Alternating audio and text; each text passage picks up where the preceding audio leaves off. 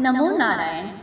योगिनी एकादशी व्रत कथा जिसे सुनकर मिलती है सभी कष्टों से मुक्ति। आषाढ़ मास के कृष्ण पक्ष की एकादशी तिथि को योगिनी एकादशी कहा जाता है। योगिनी एकादशी व्रत को करने से 88,000 ब्राह्मणों को भोजन कराने के बराबर का फल मिलता है। इसलिए इस व्रत का अपना विशेष महत्व है। योगिनी एकादशी पर भगवान विष्णु की पूजा करना शुभ फलदायी माना जाता है। ऐसी पौराणिक मान्यता है कि जो भक्त योगिनी एकादशी पर भगवान विष्णु की पूजा करते हैं उन्हें कुष्ठ या कोढ़ रोग से मुक्ति मिलती है एवं उनके सभी पाप नष्ट हो जाते हैं। यह भी कहा जाता है कि योगिनी एकादशी व्रत करने वाले लोगों को मृत्यु के बाद भगवान विष्णु के चरणों में जगह प्राप्त होती है। आषाढ़ कृष्ण पक्ष की एकादशी योगिनी एकादशी व्रत कथा को सुनने से व्रत का वास्तविक फल प्राप्त होता है। पौराणिक कथा के अनुसार स्वर्ग धाम की अलकापुरी नामक नगरी में कुबेर नाम का एक राजा रहता था। वह शिव भक्त था और प्रतिदिन शिव की पूजा किया करता था।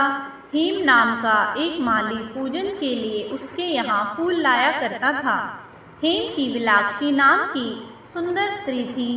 एक दिन वह मानसरोवर से पुष्प तो ले आया, लेकिन कामासक्त होने के कारण वह अपनी स्त्री से हास्य विनोद तथा रमण करने लगा।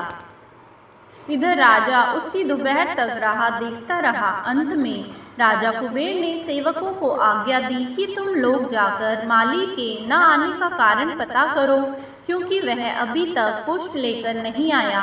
सेवकों ने कहा कि महाराज, वह पापी अतिकामी है, अपनी स्त्री के साथ हास्य विनोद कर रहा होगा। यह सुनकर कुबेर ने क्रोधित होकर उसे बुलाया। हेम माली राजा के भय से कांपता हुआ उपस्थित हुआ।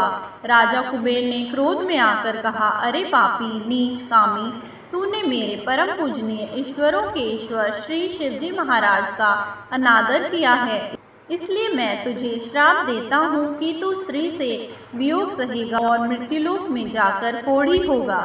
कुबेर के श्राप से हेम माली का स्वर्ग से पतन हो गया और वह उसी क्षण पृथ्वी पर गिर गया। भूतल पर आते ही उसके शरीर में श्वेत कोढ़ हो गया। उसकी स्त्री भी उसी समय अंतर्ध्यान हो गई। मृत्युलोक में आकर माली के ऊपर मानो दुखों का पहाड़ टूट गया। वह जंगल में बिना अन्न और जल के भटकता रहा।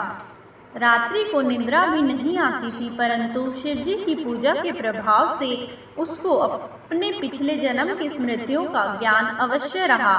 घूमते घूमते एक दिन वह मार्कंडेय ऋषि के आश्रम में पहुंच गया। हेम माली ने वहां जाकर उनके पैरों में पड़ गया। उसे देखकर मार्कंडेय ऋषि बोले, तुमने ऐसा कौन सा पाप किया है जिसके प्रभाव से यह हालत हो गई। हेम माली ने सारा वृतांत सुनाया। यह सुनकर ऋषि बोले, निश्चित ही तूने मेरे सम्मुख सत्य वचन कहे हैं, इसलिए तेरे उद्धार के लिए मैं एक व्रत बताता हूँ। यदि तुम आषाढ़ मास के कृष्ण पक्ष की योगिनी नामक एकादशी का विधि पूर्वक व्रत करेगा तो तेरे सब पाप नष्ट हो जाएंगे। यह सुनकर हेम माली ने अत्यंत प्रसन्न होकर मुनि को साष्टांग प्रणाम किया। मुनि ने उसे स्नेह के साथ उठाया। हेम माली ने मुनि के कथनानुसार विधि पूर्वक योगिनी एकादशी का व्रत किया। इस व्रत के प्रभाव से अपने पुराने स्वरूप में आकर वह अपनी स्त्री के साथ सुखपूर्वक रहने लगा। नमो नारायण।